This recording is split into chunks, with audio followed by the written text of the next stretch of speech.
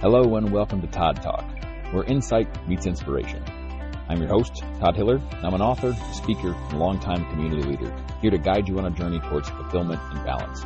In every episode, we'll explore ways to fill life's emptiness, helping you uncover practical tools to create harmony, purpose, and happiness. Whether it's thriving in your career, nurturing personal growth, or simply finding joy in the everyday, Todd Talk is your space for real conversations and actionable advice. So let's thrive together, personally, professionally, and beyond. This is Todd Talk, and I'm thrilled to have you here.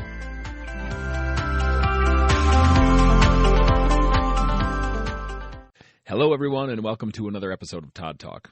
Today's topic is something that's very near and dear to my heart and something that I've talked a lot about on social media, and I preach it to my kids over and over, and I really give it to anybody who needs to hear it. I've talked to a lot of the younger members of the fire department about it when it comes to their skills and their abilities, and it's the truth about comparison. And if you have followed me on social media, or I'm sure you've heard it other places because the phrase is not specific to me, but there is a phrase that I've grown very fond of that says, comparison is the thief of joy. And I found that when it comes to comparing ourselves to others, we can avoid the anxiety and the sadness and the feeling bad about ourselves that typically surrounds comparison if we approach it from the right direction. When we compare to other people, it isn't that we wish we could have what they have or be doing what they're doing, even though it might look that way on the surface. Because I found it's not the thing that you want, it's the feeling that you think it will bring to you.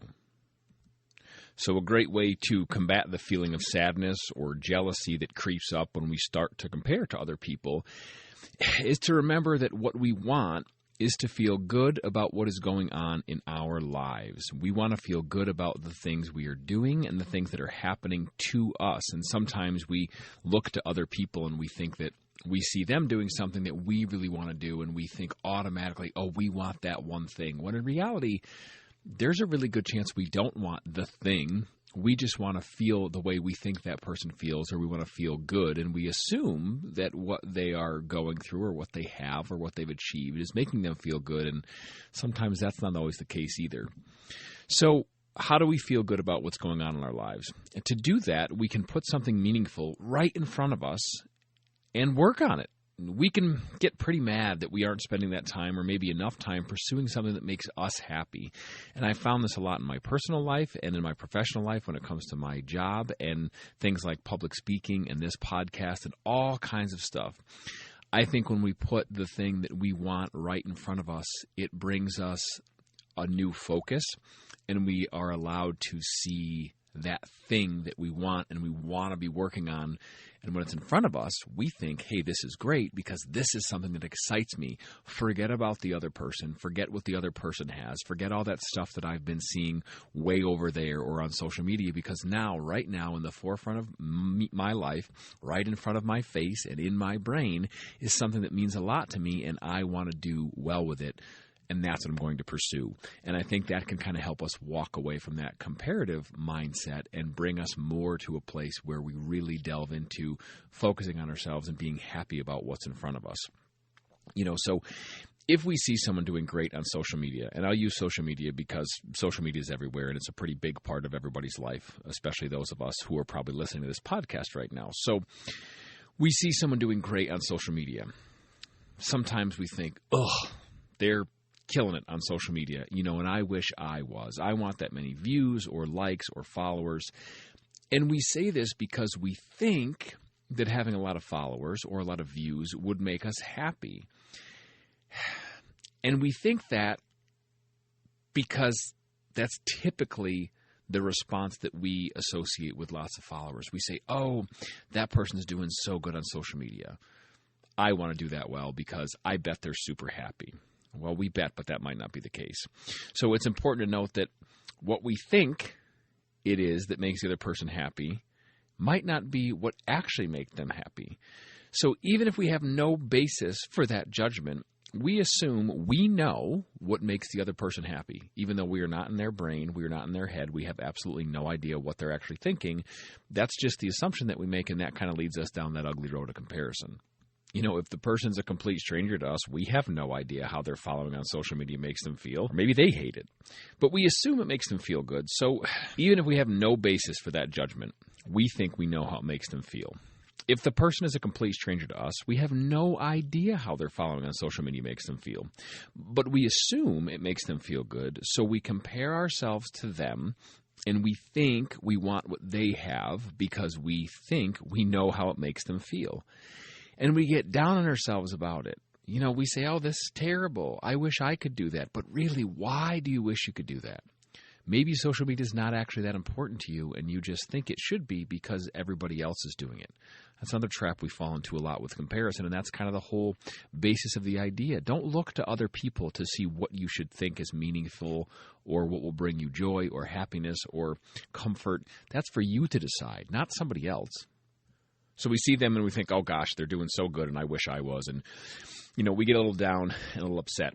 Other days, however, if you flip the coin, if we receive a really kind comment on social media, or one of our videos does do really well, or we get a really meaningful message about a video we posted, or we just get a really meaningful message about an interaction we had with someone, then we tend to be happier with our own experience, and we don't necessarily compare to the other people we see because we have something right in front of us that is making us feel like we are in the right place and that we're not doing half bad in the grand scheme of things. So comparison can sneak up on us if we're only focused on other people and what they are doing. But here's the beautiful part. But if you're in the middle of working on something you love and you're passionate about, when you see that same person on social media doing great, you think, wow, good for them. And you happily go back to working on your own dreams and your own projects and your own goals. So when we start to compare, we do that because there is a really big part of us that is looking for something to focus on that will make us excited and happy. And if we don't have something in front of us that we enjoy and find meaningful, we place the joy in somebody else's hands, and we start comparing and wishing we had their life. When we have the thing we love in front of us, it lets us see that we don't want the other person's life. We are excited to take some steps to make our own life what we want it to be. And this is the really beautiful part about working yourself away from this comparison mindset. When you get to a place where you can start thinking, hey, these are the things I know and love, two things are happening. One, you're being really honest with yourself about what it is that you like and love, and you're making time for it. And if you've listened to my other episodes, you know I'm a big proponent of doing what you love and finding the time for it and really walking yourself into the authentic version of you. And so when you do this, and you get away from this comparison, you start to unlock a little bit more of that. And also, at the same time, while you're doing that, you're walking away from the comparative mindset and lifestyle, because now you are getting into a place where you don't really care what the other people are working on or how well things are going for them, because you are excited to make things go well for you because you've put what you love and what you're interested in and what you're passionate about right in front of you. The other instance I think we can use is a promotion at work. Even if it's someone who doesn't work with you and it's a friend of yours, if we see someone get a promotion, on the surface, it may seem like we think, oh man, I'm jealous. I wanted that promotion. But if you're truthful with yourself, you kind of have to ask if you really wanted the promotion or if you wanted to be doing something in your life that makes you feel like you are succeeding.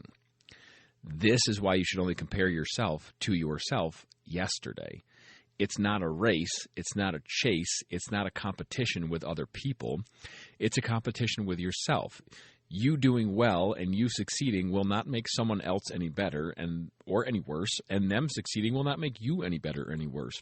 So compare yourself to the version of you that you were yesterday, and as long as you have done at least one tiny thing to make yourself feel like you're moving in the right direction, that's a good thing. That is positive movement, and you're going the right way. So keep it up. So a lot of us are perfectly happy, right, without the added stress or responsibility of a promotion. But when we see this, because it symbolizes quote-unquote success on the other person's part, we see that as something appealing, and we start to think that they are somehow doing better than us because their job title has changed.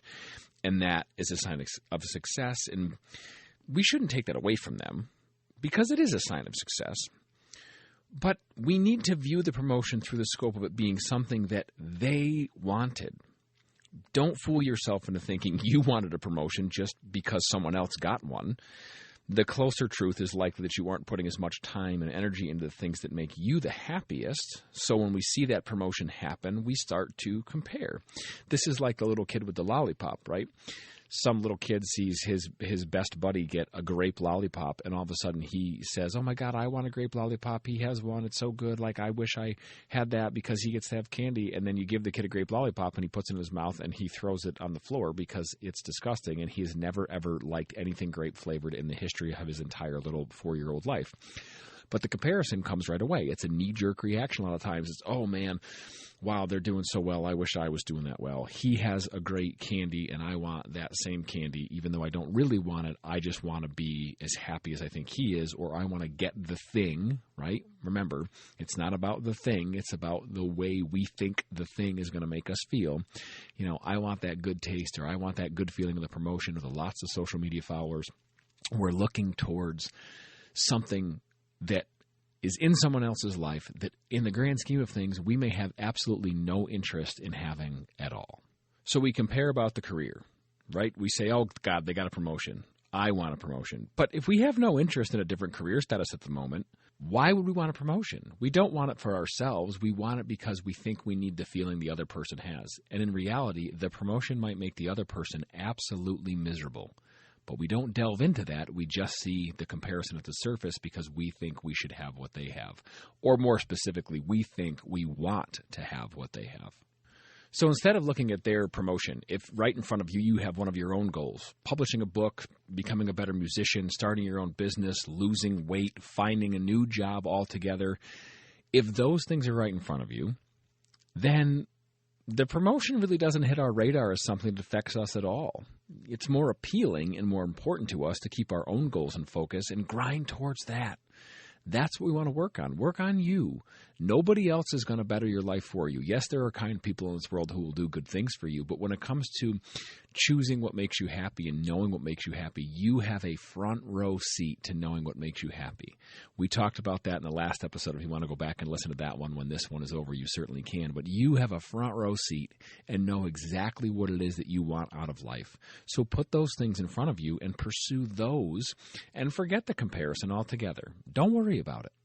You know, and we've talked about social media and we talked about a promotion, and I've seen so many things that bring about the comparison mentality. But if we break this down a little more, we can see that root cause and root value shouldn't be measured the same way, and especially against each other. If you're enjoying a career as a carpenter, let's say, and someone you know comes running to you excited that they've been hired as a chemistry teacher, you likely have nothing but happiness for them. And you have no shred of jealousy or that comparison mentality because you don't have any interest in comparing their new job to your own because you have absolutely no interest in becoming a chemistry teacher. Their success or their current life status isn't something you think to compare yourself to because becoming a chemistry teacher has no bearing on you being a good carpenter, and it has no bearing on anything you're interested in. And more importantly, I think their new teaching gig does not magically have the ability to take away any of your abilities in your profession. So you don't have to compare yourself to them or wish you could be different, because them getting a job as a chemistry teacher is a beautiful thing for them, and you still staying happily in your job as a carpenter is a beautiful thing for you. You're still a good carpenter even if they become the best chemistry teacher on the planet. So root cause in this case, or the cause for your happiness and goodwill towards them, the cause of your happiness is the fact that you have no desire to be a chemistry teacher, and so comparing your life to theirs isn't something you feel the need to do. Without comparison rearing its ugly head, you get a genuine sense of happiness for your friend. The root value of this is also positive. Because you're not worried about missing out on a career as a teacher, you feel that your life is still in a good place and feel that you're focusing on the things you should be focusing on. And you're happy. You're good. You don't feel the need to compare. But we can say that the root cause, which, like I said, is us knowing that we don't want to be a chemistry teacher, that's the cause of our happiness, shouldn't be measured against the root value of us knowing that we are in a good place in our life, because they aren't always congruent. The human brain is really complex and often a dangerous place to be. So sometimes the root cause of an emotion or a feeling that we have is quite the opposite of the root value. Most comparison looks the same way if we break it down to its most basic form, okay? And we'll go back to social media. Girl A or boy A sees girl or boy B on social media traveling to a tropical island, taking pictures swimming with sea turtles. Does it look fun? Absolutely. Can you hope that someday you get to a tropical island? 100%. But saying your own life is bad just because the Instagram pictures make girl B's current life look so good is just so silly. Her experience doesn't take away from what you currently have going on in your life. And this is the tricky part. It's okay to hope to get to achieve something like a tropical island trip someday, or lots of social media followers, or a promotion. But don't let it take away from the value of your life in the current moment just because you're not there where the other person is. Look for the things that you want to accomplish and put them in front of you instead of the Instagram photos of the girl and the turtles. The key to this also is that by putting those things in front of us that make us happy to pursue, not only do we refocus the attention of our own life and the good things in it, but we also keep taking steps towards our own version of a successful life. The other side of the coin that we seldom think to look at is that somewhere there is someone comparing themselves to us, wishing that they were where we are, or doing what we are doing, or good at something the way we are good at it. It doesn't make comparison any better. It's just a way to illustrate how good we can be doing sometimes without even realizing it.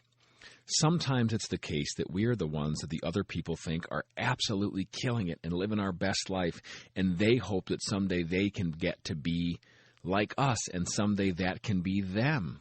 They hope that someday they can be where we are, doing what we're doing, even if there is no tropical island or turtles. Your life is important, and your life matters, whether or not anyone else ever achieves what you achieve, and your life has meaning and your life is purposeful, even if you don't achieve something that you see someone else achieve. It's not a contest. The world is a big place with lots of abundance. There's a lot of things for us to do, and so the goal here is to stay focused on you and make yourself a really beautiful and happy version of yourself, and not worry about how beautiful or happy anybody else is. Now, yes, don't take that too literally. I don't want you to be mean to other people. We've talked a lot about being good servants and helping others, and you know that serving other people is very near and dear to my heart. But really here, in the grand scheme of things, when it comes to comparison, don't look to other people to try to make yourself happy, because you're going to chase that forever and it's never going to work. So the next time you get down on yourself because you see someone that you think is doing quote-unquote better, and you start to compare yourself to them, I want you to stop and ask yourself, what is one thing that you love to do and you wish you could be doing right in that moment? If it's something tangible that you can physically go do, I challenge you to go do that. I want you to go do that in that moment and see how quickly that feeling of the sad comparison dissipates. And if it's not something you can physically change because it's based on your current location or your current action or activity of doing something you love, think hard about how much you enjoyed it the last time you got to dedicate some time and energy to that one thing. Your next door neighbor just posted more pictures on Facebook of their third Disney trip this year, and you're angry that you don't have the time or the money to go to Disney 3 times in the same year. When that happens, ask yourself, do I really want to go to Disney 3 times a year? Chances are the answer is no. Even if you had the money, would you want to spend that much money on the same trip 3 times in the same year?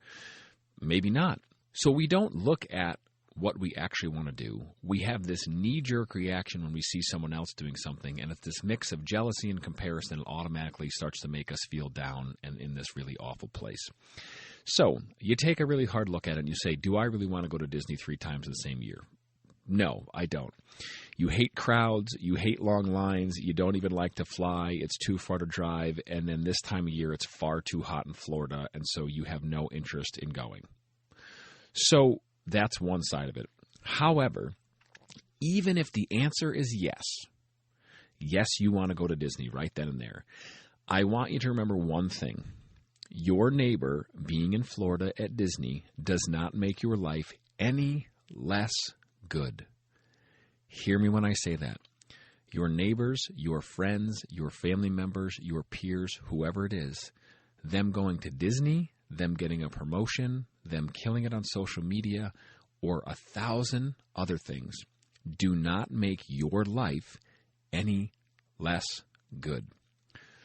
242 pictures on Facebook might make you wish that you could go to Disney, but it doesn't make you any less worthy of a parent, of a spouse, of a person. Lots of things give us an emotional response.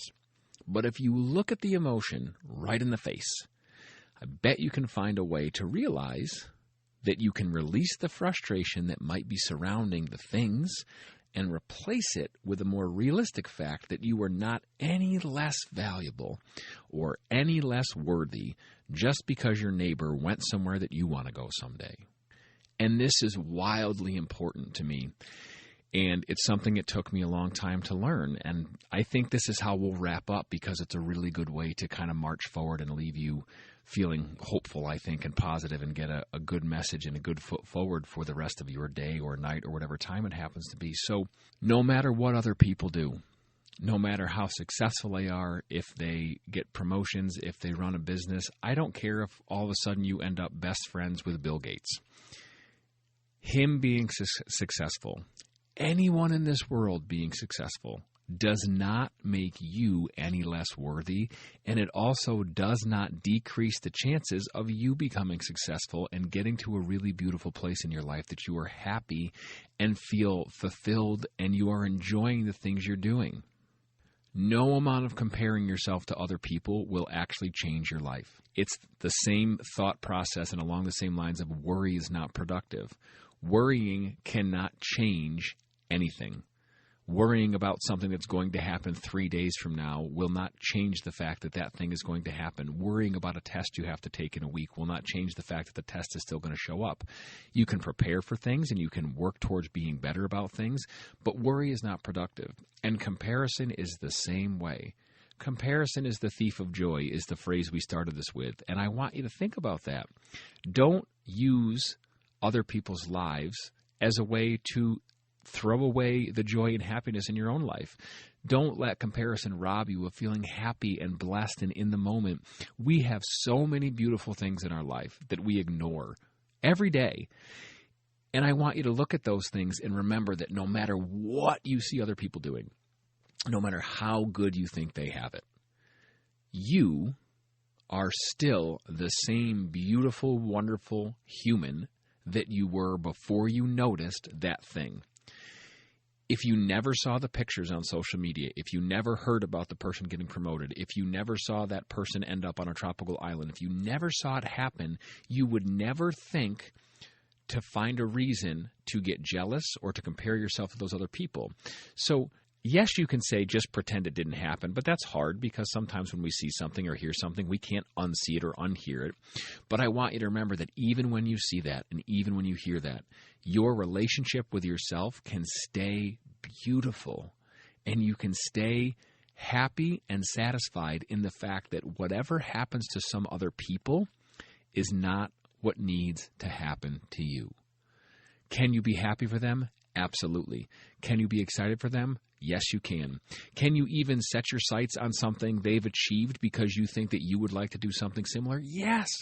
The world's a giant, abundant place. You can go to Disney too, if that's something you want to do.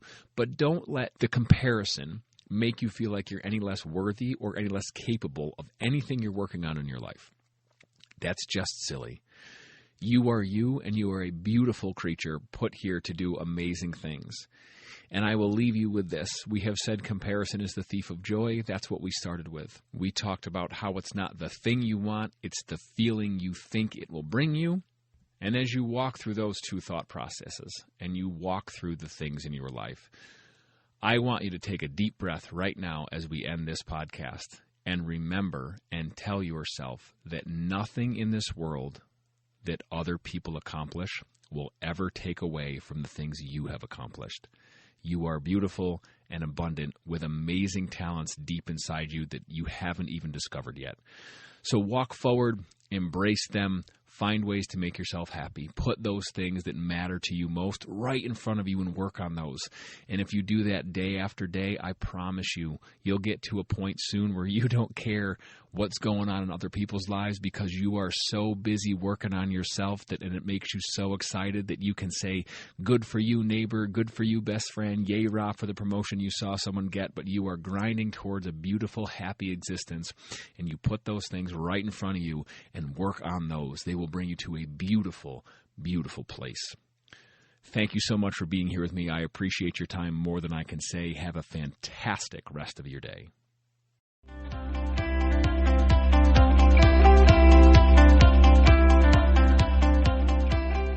Thanks for tuning in to Todd Talk. If you've liked what you've heard, please go ahead and subscribe and follow along so you don't miss any updates or new episodes. Thanks very much and enjoy the rest of your day.